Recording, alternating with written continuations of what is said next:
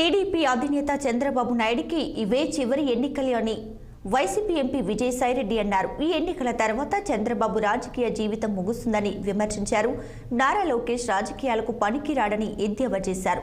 ఇక టీడీపీ అనేది ఉండదని అన్నారు.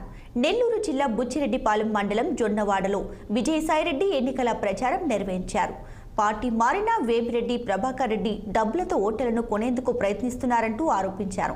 ఇక ప్రజల గుండెల్లో వైసీపీ ఉందని 5 ఏళ్లలో జగన్ వారి మనసులో నిలిచిపోయారంటూ అన్నారు. వచ్చే ఎన్నికల్లో వైసీపీనే గెలుస్తుందంటూ ఆయన స్పష్టం చేశారు.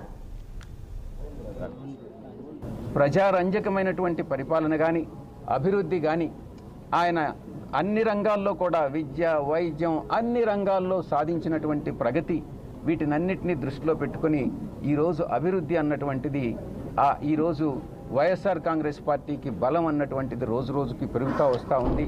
ప్రతిపక్షానికి బలం తగ్గుతూ వస్తుందన్నటువంటి దానికి ఇది నిదర్శనం. మన రాష్ట్రంలో పెద్దగా ఆమ్ ఆద్మీ పార్టీకి ఉనికి లేదు. కొన్ని ఒడిదుడుకులను ఎదుర్కొంటా ఉంది పార్టీ జాతీయ స్థాయిలో.